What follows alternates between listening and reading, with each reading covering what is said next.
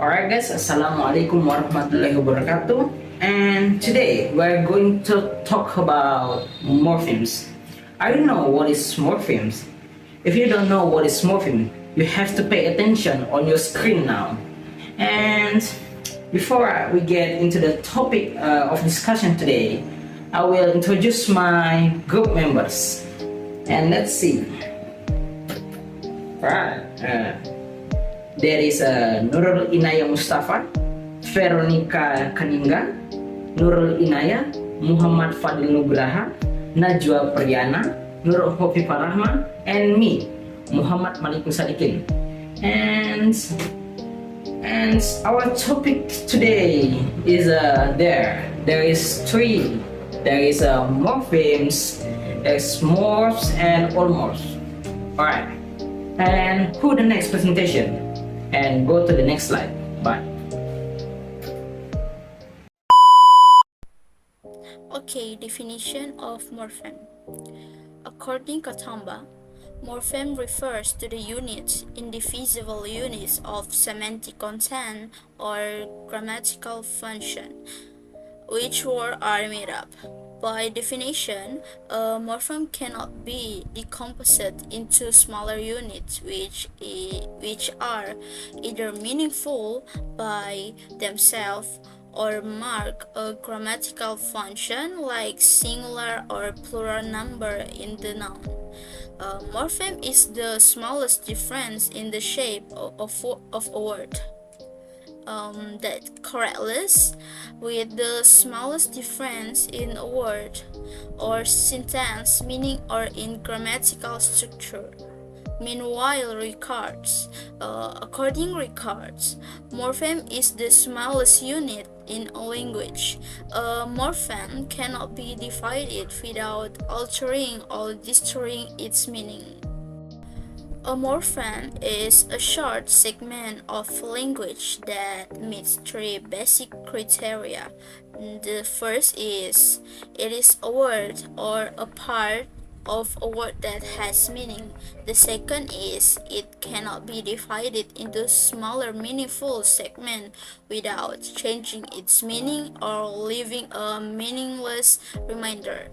And the third is it has relatively the same stable meaning in different verbal environments.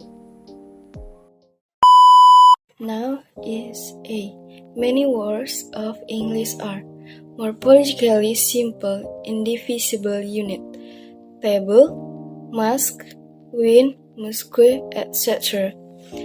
are words exemplifying a morpheme that cannot be segmented or divided into smaller units that are themselves meaningful. The next is B. Many words of English are morphologically simple, indivisible unit. Kind, hop, ball, etc. are words revealing a morpheme that cannot be destroyed. And the next is C. Many words of English are morphologically simple, indivisible unit. V, thou, etc. are words that are impossible to say of and I, T and O, as each sound do not have meaning. Morphemes continued. Many English words are morphologically complex divisible units. Chairs, book, doors, etc. are words that can be broken into smaller, meaningful units. How do we recognize a single sound or a string of sounds representing a morpheme? A single sound or a string of sounds regarded as a manifestation of a morpheme depends on the words which it appears. On representing a negative morpheme and has a meaning that is strongly as not in words unclear, unobvious, unsafe, etc. And cannot be claimed as a morpheme when it, for instance, occurs in under, unclosed order and clearly have no identifiable grammatical or semantic value and have no meaning at all. Morph. Morph is a physical form representing some morpheme in a language. It is a recurrent distinctive sound or phoneme or sequence of sound phonemes. Example, I parked the car, we parked the car, I parked the car, he parks the car, she parked the car, she parks the car, we park the car, and he parked the car. The morphs are I, it occurs in example I and C, she, it occurs in example E and F, he, it occurs in example D and H, the, it occurs in all example, and car, it also occurs in all example. Parks, it occurs in all example, sometimes an ed suffix, x suffix, and on its own.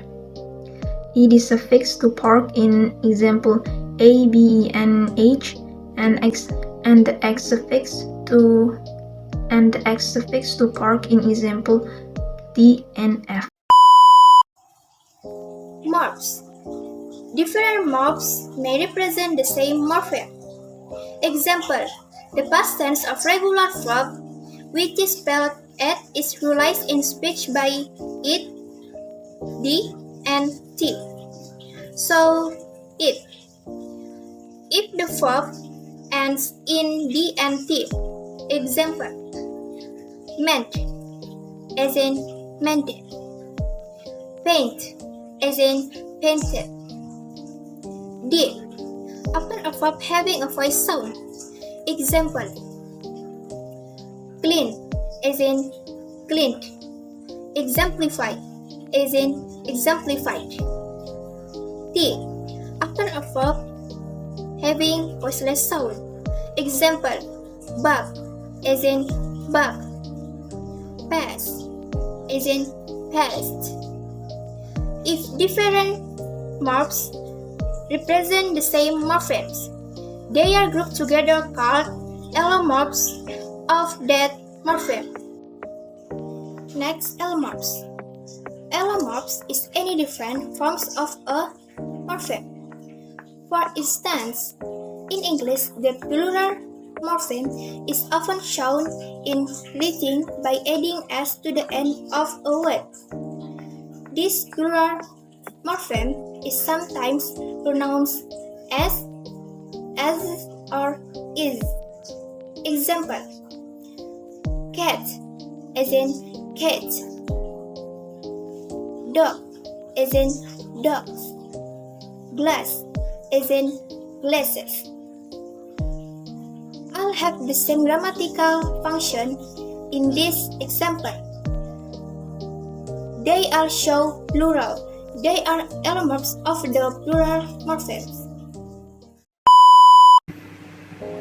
Alright, as previously explained, morpheme has plural form by adding s or es at the end of the word, but sometimes pronounced as z, or is.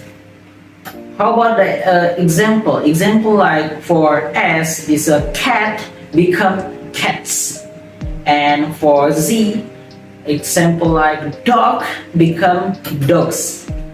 And how about is? Example like glass become glasses.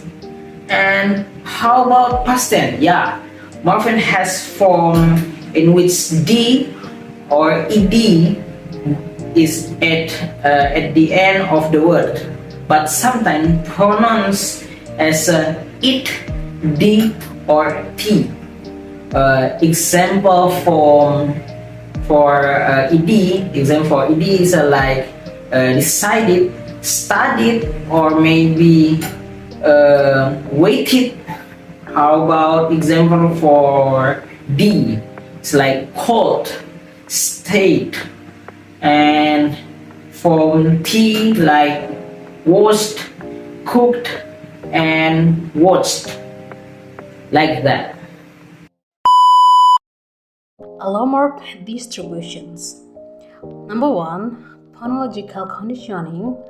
If a morpheme has several allomorphs, the choice of allomorph used in a given context is normally phonologically conditioned. Number 2, phonologically conditioning. If a morpheme has several allomorphs, the choice of allomorph used in a given. Context is normally phonologically conditioned. Number 3. Lexical conditioning. Particularly, allomorph is selected if a particular word is present. Morphemic identification. We classify a set of morphs as allomorph of the same morpheme if they are complementary distribution. Oh, are you still there? Alright, thank you, man. You watched the video until this minutes. I really appreciate it. And that's all my good presentation. We learned much about morphemes, and that's all. Maybe you have any question in your brain, and chat in the groups. Alright, thank you very much. I appreciate it you watch until this minutes. Alright, thank you, bye bye, and see you in the next video. Bye. And I'll go